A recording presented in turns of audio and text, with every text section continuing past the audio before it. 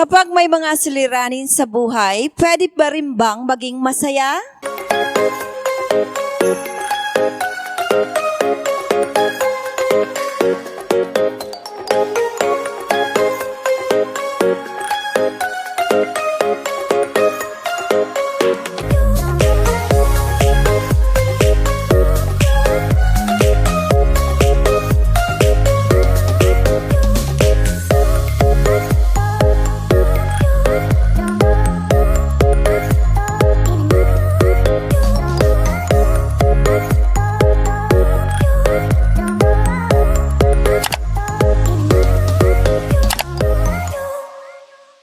Welcome back to Usapang Kristiyanong Tahanan. Isang mainit na umaga ng araw ng Sabado ang aming pagbati sa inyong lahat.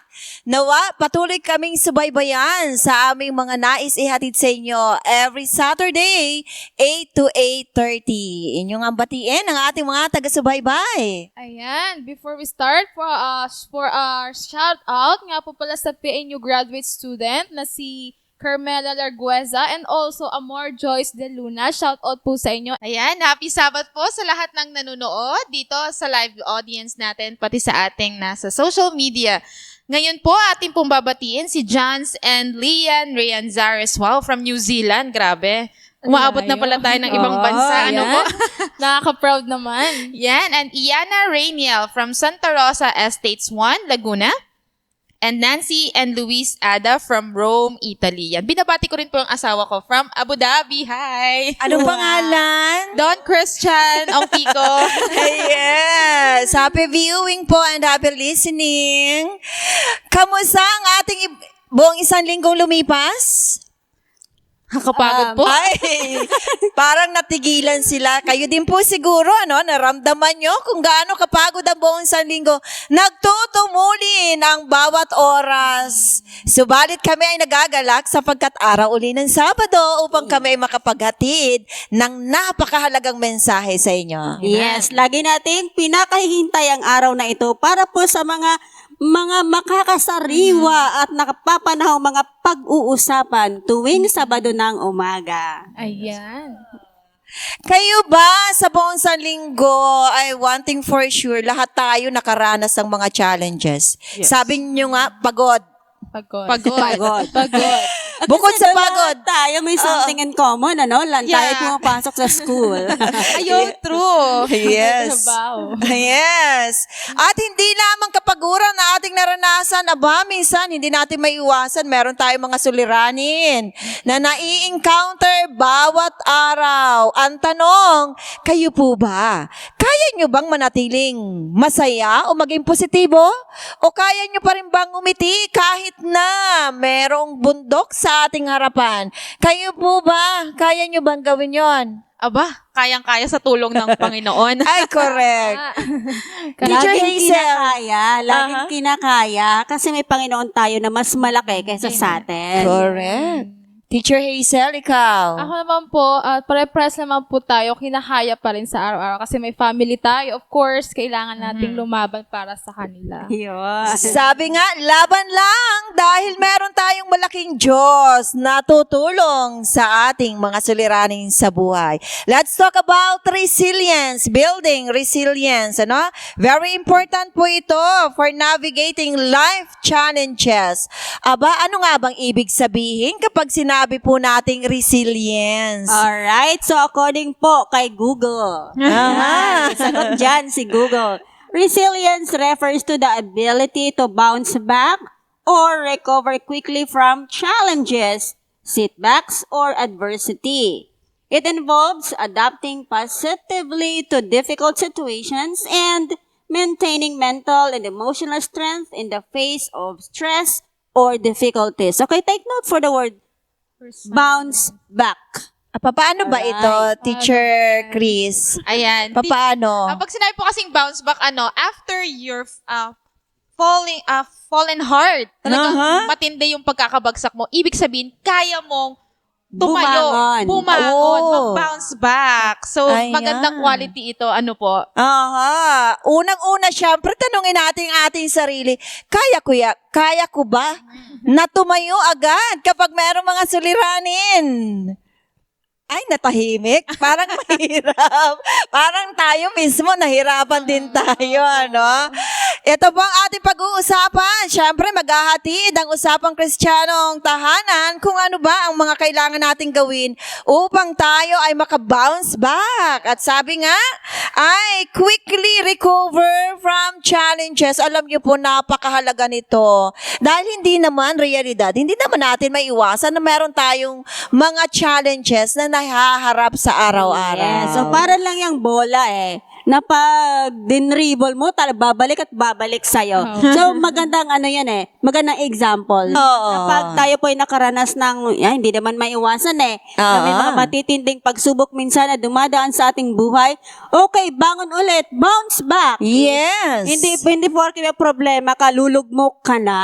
Yes. Ay, teka nga. Paano nga ba nakaka-apekto ito sa loob ng tahanan kapag tayo ay hindi marunong mag-bounce back kapag may mga suliranin sa buhay? Ano sa palagay nyo? Abay, higit sa lahat, lalo na pag yung may problema yung parents. At yung parents mismo ay sila yung nagpapakita ng pagkalugmok.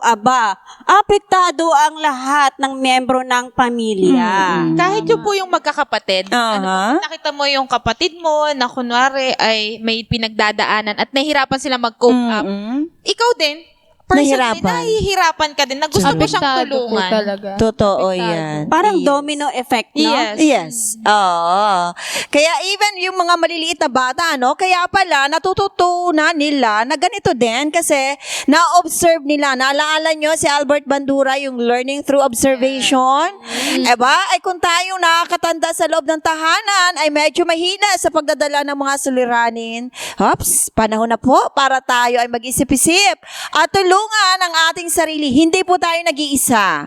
Alalahanin niyo po, meron tayong malaking Diyos na tutulong sa atin. Yes, at kalakip talaga ng buhay. True. Ang pagsubok. Ayan. Eto na po ang mga tips kung paano ba tayo magbibuild ng resilience. Meaning to say, kapag sinabi natin resilience, ability to bounce back or recover quickly from challenges. Ano ang unang tip na inyong ibibigay? Okay, so ang unang tip po natin ay positive thinking. Cultivate a positive mindset, focusing on strength and solutions rather than dwelling on the problems. Ay kasi talagang may problema tayong kinakaharap araw-araw mula sa ating tahanan, pagpasok natin sa trabaho, meron yan. So ano ba ang positive thinking daw? Positive thinking, so cultivate, magma-mindset ka, hindi pa, isipin mo yung problema mo, pero hindi yan dahilan na maging malugmok ka. Mag-isip ng mga solutions. Ay, halimbawa, meron akong problema sa pera. Eh, totoo naman, hirap naman kasi. Paano ba Main ito? problem. Ay, paano ba? Paano ko ba matutulungan yung sarili ko pagising sa umaga, positibo agad? Ako po ang iniisip ko, no, kapag kunwari, wala akong pera, iniisip ko, hindi lang ako yung walang pera. Hindi lang ako walang Diba? pera. Oo. Mas maraming walang pera compare sa akin. So, sige lang, laban lang. Ganun O, po. diba? That is being positive. Totoo yan. Oo. Instead, wala ka namang magagawa kung realidad ay wala talaga. Anong gagawin mo? Sinulugi. Meron nga akong nababasa sa Facebook wala daw siyang pera. Tapos sabi niya, I'm sure yung nagbabasa wala din pera. O damay-damay na to. Damay- Ay, di Damay na dalawa to. na kayo. O, diba? Ayan. So pagbasa mo ibig sabihin, dalawa na pala kami. Oo nga, ikaw din na-realize. Oo nga. Hindi pala ako nag-iisa. So, ibig sabihin po, talagang iisip tayo ng paraan ng mga positibong bagay na matutulungan yung sarili natin na hindi naman tayo lulugmok at ano ba yan, maghapon ba sa kaiisip mong wala kang pera, nagkaroon ka ba ng pera? Ay, hindi Aba, rin. hindi. Lalo't hindi ka lalabas ng bahay, naglugmo ka nga doon, magkakapera ka ba nga? Ayan, sa unang tip ay magkaroon ng positibong kaisipan. May solusyon po. Talaga namang iisipin natin kung ano. Ayan, next naman, na tip ay Adaptability. Learn to Yeah. adapt to change and view challenge as opportunity for growth. Yung una po ay positive thinking. Dapat positive yung ating Oo. And ngayon, dapat marunong tayo mag-adapt to grow as an individual. Kasi hindi naman pwedeng positive lang. Hindi mo Yes. hindi mo kayang i-adapt sa sarili mo. So, paano yun? May positive ka nga, pero hindi mo kayang gawin as an individual for your growth. Oo. Bagay. Ibig sabihin, kung wala kang pera, let us use the example a while ago. Kung wala kang pera, iisipin mo sa umaga, naku, wala akong pera, ano kaya ang gagawin ko ngayon para Ayan. magkaroon? Ano ba ang Ayun dapat yung pangalawa. gagawin? Ayan, di ba? Mag-adapt ka. And at the same time, baka naman, kaya nauubusan agad ako ng pera, bumibili ako ng hindi. Magastos pala. Yes, so sa mga hindi kailangan, hindi sa mga needs, Oo. kundi sa wants. 'Di ba? Opportunity para sa growth. Yes. Adapt to Ayan. change for your Yes. growth. Okay. Napakasimple pero epektibo po ito sa aming mga mahal na mga taga-subaybay. Inyo pong subaybayan ito. Yes. Yan. Ang ating next tip ay social support. Gusto ko to. Build a strong support Ako din. network of friends and family to share experiences and seek guidance during difficult times. Yes. So ito po, kapag tayo ay hanap ng social group natin, yung makaka-relate tayo, yung alam natin na same ng pinagdadaanan. Minsan kasi baka makahanap lang tayo ng social group, tapos iba pala sila, hindi ka makarelate, na-stress ka lalo. Yes. So maghanap po tayo ng social group na talagang makakahingi tayo ng guidance, yung mga napagdaanan na yung gantong sitwasyon. Oo, yung nakakaintindi ng sitwasyon mo. Yes. True. Yes. Ay, wag ka namang hahanap ng social group kasi wala kang pera ay para may mautangan. Ay. Okay. Wala namang masamang mangutang. Yes. Magbabayad lang. Kailangan Ayan. isipin na may utang pala ako, kailangan kong baya. Ayun, para manatili naman yung iyong social group, 'di ba? Nako, nakakatuwa naman pong isipin na hindi po natin kailangan i-separate yung ating sarili. Bagkus, abay humanap tayo ng pwedeng makatulong sa atin makapag-uplift ng Yes, ating okay. emosyon. Pwede siguro tayong humingi ng tulong dun sa mga taong halimbawa may hanap buhay din. Pwede tayong magpaturo sa kanila paano Yes. ba nila ito ginawa or group na pwede kayong mag-livelihood programs. Yes. So hindi lang ikaw yung kikita, sama-sama kayo. Yes. Ayan, maraming bagay. Ano po, isa lang sa example na ginagamit namin ay yung walang pera. So, ang social group makakatulong kung paano magbibigay sa atin ng mga techniques para ma-manage natin ng maayos. At siguro, bukod sa pera, parang emotion minsan, no? Yes. Oo. Yung minsan may mga problema tayo na emotionally or mentally, so hindi talaga natin kakayanin mag-isa. Kailangan din Yes. naman natin ng support system from our trusted friends. At alam nyo ba, dapat po nating alalahanin ang unang social group natin ay ang ating pamilya. Yes. Aba, kung kayo nagsasabi sa inyong mga kaibigan, kapitbahay, nakalimutan nyo naman ang inyong mga kapamilya. Abay, unang-una, ang suporta natin sa isa't isa ay napakahalaga. Matutunan po natin tayo magsabi, tayo mga asawang babae o sa ating asawang lalaki. Kayo namang mga asawang lalaki, matuto din naman kayong makinig dahil kailangan namin ng inyong emotional support. Exactly. Di ba?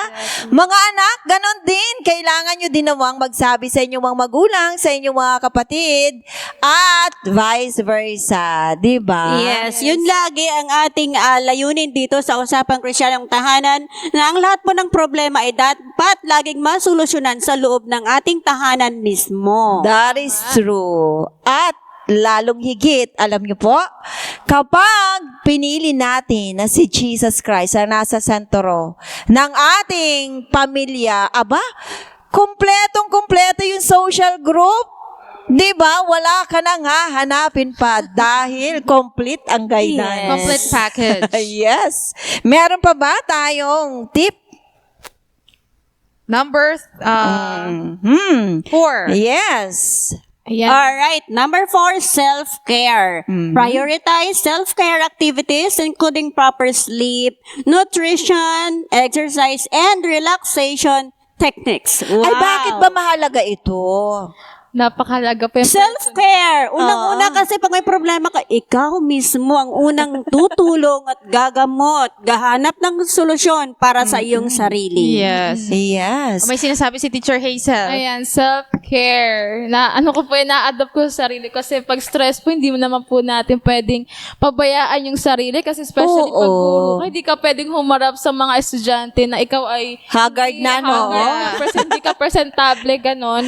Bali, True. kailangan dapat pag humarap ka, ayan, maganda ka tingnan. Kahit Yes. pagod ka, stress ka, kailangan maganda ka tingnan ng mga estudyante. Ako po, natutunan ko. Natutunan ko yung ganon. Nung hindi pa po ako, nasa loob lang ako ng bahay, work from home. Dati kasi pag sa loob ka, hindi ka na naliligo kasi sa loob ka naman ng bahay. Wala namang Trabaho mo sa loob ng bahay. Oo nga naman. Tapos na-realize ko na parang, napapabayaan ko yung sarili ko. Nadadown ako kasi pagtingin ko sa salamin, ang haggard ko. So parang na-realize ko, kahit simula nun, kahit nasa loob ako ng bahay at nasa loob lang din yung trabaho ko, naliligo ako, nagpapaganda ako, nagbibihis ako ng maganda. Na-realize ko na iba talaga yung nagagawa kapag feeling mo you're okay, you're Yes. beautiful. You True. will think smart, think beautifully. Ganun yung effect. Yes. At bukod dyan, syempre, talagang napakaalagaan ang sarili, hindi lamang sa pag-aayos ng outward appearance, maging yung kalusugan natin, Yes. napakahalaga. Oo. Uy, take note ha, kapag stress po tayo, pansinin nyo, mas gusto nating kumain. Tama. Exactly. At, ang masama nito, mas gusto nating kumain ng mga junk foods. Oo nga. Masarap yes. yun. Yeah, sweets. Ano kaya may dudulot nito sa ating kalusugan? Abay, lalo kang antukin. Madali kang mapagod. Oo, Madali kaya tutulog mo po na ang lang. self-care, napakahalaga talaga, no? Dahil hindi lamang hanap buhay ang ginagawa natin, hindi lamang pag-iintindi sa loob ng tahanan, hindi lamang pag-aaral o trabaho sa mga kabataan, kundi bigyan din ng napakahalagang pansin ang ating kalusugan dahil naniniwala tayo na ang ating body ay ipinagkatiwala sa atin ng Diyos. Yes, yun yung una natin laging pakaisipin na itong Yes. katawan natin ay hindi sa atin, kundi ito ay pinahiram lang sa atin ng ating Panginoong Diyos. Sabi nga, ito ang temple ni God. So ating irespeto, ating pakaingatan. Next tip. Ang Aside next sa tip self-care. naman po ay mindfulness and emotional regulation. Ito naman daw po ay practice mindfulness to stay present and regulate emotion effectively in challenging situation. Kung tayo po ay marunong mag-self-care, yung ating isipan dapat kalmado. And Aha. kailangan natin i-practice yung hindi kasi, minsan po sa isang tao kasi pag gulong-gulo na yung isipan, kung ano na yung ginagawa, hindi na marunong kumalma. Walang control, no? Walang control sa sarili. So, tinuturuan tayo na i-practice natin yung mindfulness as a individual Yes. and yung regulation sa ating mga sarili. Oo, ito, kapag may suliranin tayo, naku, wag nyo namang gagawin po na kadamay na ang inyong asawa, ang inyong anak, ang katrabaho. Aba, mga teacher, lahat tayo teacher. Ito, kadalasan nai-encounter ko. Kapag may mga personal issue, may mga problema, pagharap sa estudyante, Galit na rin sa okay, minsan napapagdiskitahan estudyante, lalo na sa mga elementary. Sad to say. Meron tayong mga ganitong naririnig. So be mindful, di ba? Na meron tayong boundary, may limitation tayo. Alam natin kung saan natin ilalagay yung ating sarili. And at the same time, yung emotional regulation. May panahon para umiyak. Yes. May panahon para magalit. O, syempre, Oo. di ba? At may tamang lugar kung saan mo Right. yun ilalabas. Ayun. Yan. Hindi, halimbawa ba, ako ay merong problema and then emotionally, talagang down ako. Imagine niyo yung sarili niyo pagharap ko sa inyo at tarayan ko kayo. Anong pakiramdam? Ba't ganun si Sister May? Di ba? Mapapaisip, bakit ganun? Baka may problema. Ayan. So, emotional regulation and be mindful sa ating mga nararamdaman at sa ating sitwasyon sa buhay. Next po. Next is goal setting. No? Set realistic goals, break them into smaller steps, and celebrate achievements along the way. So, Wow. minsan, kapag po tayo ay nag-set ng goal, hindi lang basta nagsulat tayo, dapat realistic. Alam natin na ma-achieve natin like 1 week goal, 1 month goal, quarter goals. So, and then, when we reach that goal, mag-celebrate po tayo. Kahit i-treat natin yung sarili natin, kumain tayo mag-isa sa labas, Yes. dahil na-reach mo yung goal na yon. Ano ba ang impact nito kapag halimbawa meron tayong realistic goal and then na-appreciate natin ating sarili once na ito ay na-achieve natin? Ano bang nagiging impact sa sarili? Masaya, fulfilled. Aha. Ibig sabihin, kaya pala natin. Yes. Kaya natin. And pag na-realize natin na kaya natin, i-acknowledge natin yung efforts natin, yung na pagtagumpayan natin. Yung mga challenges na yun. Hindi lamang tayo yung nasasayahan at naapektuhan, kundi buong pamilya ay nagagalak, di ba? Nagiging maayos, nagiging masaya ang loob ng tahanan, di ba? So let us remember po na realistic, ibig sabihin, mag-set ka ng goal na kaya mong ma-attain. Yes. Hanggang kailan mo ito gagawin, hindi siya general, no? Na ay gusto kong, halimbawa, gusto kong pumayat. Yes. Ay, ano ba yung goal mo hanggang ano ba yung weight na gusto mo? Ayun, yun ang realistic. Yes. 'Di ba? Baka naman 100 pounds ka or 100 kilos ang gusto mo agad 50 agad. Yes. Kasi stress ka lang. Yes. Lalong na problema. Oo. So, hindi realistic yun, Napaka-imposible. Yes. Okay. And then, another one is problem-solving skills. Let us develop po ng effective problem-solving skills to approach challenges with proactive mindset. Related sa ating na-share kanina, So, very practical or problem-solving. Yun yung pinofocus po natin na kapag meron tayong mga suliranin sa buhay, hindi mo iisipin yung problema mo sa buong maghapon dahil walang magiging solusyon. Ang iisipin po natin, ano yung ating solusyon na gagawin? That is problem-solving skills. Ano ba ang gagawin ko? Halimbawa, sa mga anak, nagugutom ka, kadalasan naririnig natin ito. Wala akong makain. Sabi ng magulang, anak, hindi ko naman dala yung kaldero eh. Nasa bahay ka naman eh. Nangaasar pa pala, ma'am. Ibig sabihin nun, be practical naman. Pwede ka magluto. Okay? Hindi mo na iaasa. Yun po yung mga simple na application na ibig sabihin, let us find. Okay? Hanapin natin, ano ba yung solusyon? Siyempre, unang-una sa tulong ng ating Panginoon. Yes. Jesus. Kaya nga po tinawag, proactive mindset. Yes. Hindi passive mindset. Kasi pag Oo. passive ka, sige lang, okay, may problema ako. Okay. Hindi yung may problema ka, Say anong gagawin ko? Kapag Oo. proactive ka, ibig sabihin, anong solusyon ang gagawin mo? You will do, you will act. Mhm. You will not just let your problem pass by. Ganun. Okay. Next tip natin is what? Learn from adversity. Aha. No? Kailangan po natin mag-view setback as a learning experience and opportunity for personal growth. Yes. Na kailangan natin na tawag dito, matutunan yung mga bagay-bagay sa ating buhay na minsan naranasan natin. Kailangan i-adapt natin, matutunan natin yung grow as an individual, tawag dito, action natin and tawag dito, yung mga opportunities na dumadating sa buhay natin, isa rin yung isang instrument or way to grow as an individual. Yes. At alam mo ba, kapag tayo may mga suliraning, one thing for sure, may dapat tayong matutunan. Exactly. Yes. Hindi naman po lagi na yung mga pagkakamali natin, wala tayong natututunan sa Oo. So, kailangan, every challenges, alamin natin, ano kaya ang pwede kong matutunan? Ano kaya ang dapat kong i-adjust? No? Ano kaya ang dapat kong baguhin sa aking sarili para hindi na maulit ito? Diba?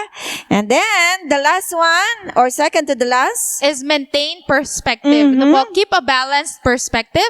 Understanding no po, that setbacks are temporary and do not define your overall life journey. Alam niyo po sa tinuturoan ko ngayon sa school namin, kapag sila ay bumagsak sa dalawang subject lamang po, babalik sila ng first year. Oh. So sa mga kadete, kapag ganon, parang fourth class ulit sila next year, another year. Ang tanong ko sa kanila, bakit nagkakadete pa rin kayo? Oo. Kasi another process na naman eh. Mhm. Sabi nila, ma'am, pag lumabas kami, anong buhay namin? Mhm. Pero kapag nandito kami, natututo kami, nagiging strong kami. Sabi ko, oo nga naman, no. Kahit ang hirap ng pinagdadaanan nila, babalik pa rin sila same journey, because that doesn't define their life. No po, yung setbacks nila sa buhay nila, ginagawa nilang lesson. Nagiging matibay sila, nagiging no? matibay sila. Yes. And lastly, nako, kung kayo po talaga ay namumroblema at wala nang ibang makatulong na kapamilya, kapitbahay, kakilala, ay seek professionals. Meron po tayong mga available na mga counselors na pwede na tayo ay tulungan. Ano po? Huwag po kayong mahihiya sapagkat napakahalaga na tayo ay matulungan. Hindi po kahinaan ang mag-ask ng tulong. Yes. Dapat po no, Yes. sa mga schools natin, ma-orient yung mga bata na kapag ikay nasa guidance counselor, hindi ka makasalanan, hindi ka depressed na tao, hindi ka problemadong child. Yes. Kasi minsan yun yung no, pag nasa guidance counselor, pagkagalitan ka. Oo. Yung kasi yun nasa thinking nila eh. Oo. Na may ginawa ka talagang hindi maganda. Oo. Pero Kapag ginanon mo kasi yung bata o yung tao, parang ginagawa mong monster yung guidance office. Na kapag napatawag ka, may sasabihin sa'yo, ay, okay, Parang may terror kasalanan. Ay, yes. Okay. Yun po yung mga simpleng tips kung paano tayo makaka-build ng resilience, kung paano tayo matutong mag-bounce back kahit na tayo ay may mga suliranin, may mga challenges sa buhay. Napakahalaga po nito sapagkat wala tayong ibang magagawa kundi bigyan ng solusyon ang anumang suliranin sa buhay. Siyempre, ang ating Holy Scripture ay meron pong sinasabi na napakahalaga kung paano tayo mas lalong matulungang mag-bounce back kapag may mga challenges. ayan, ito po yan, matatagpuan po natin sa 2 Thessalonians 3:13 at sinasabi, and for your thinking and for your brother and sister, never time to doing what is good. And also Proverbs 4:26, ito po ang sinasabi, give careful thoughts to the path for your feet and be steadfast in all your ways. Yes, sabi nga, never tired. Huwag kayong mapapagod. Napakahalaga po, no? Never tired of doing what is good. Ano man ang suliranin, come on, isipin mo, meron Diyos na tutulong. Huwag kang mapapagod na humingi ng tulong. Di ba? And give careful thoughts sapagkat ito po ang napakahalaga nating gawin upang tayo makapagpatuloy sa mga challenges ng ating buhay. Nais po naming i-promote sa inyo ang aming bagong segment. Yes. Huwag niyo pong kalilimutan kung meron po kayong mga nais itanong sa mga pinag-uusapan sa UKT o Usapang Kristiyanong Tahanan, just comment down. Comment down or pwede po Yes. sa ating mga, para masagot ang inyong katanungan, po. Nais po namin imbitahan kayo na i-message kung kayo po ay nahihiya na i-comment down. Pwede nyo naman pong i-direct ito na i-message sa aming Family Talks. Okay? Ang lahat ng yan ay hatid sa inyo ng Usapang Kristiyanong Tahanan.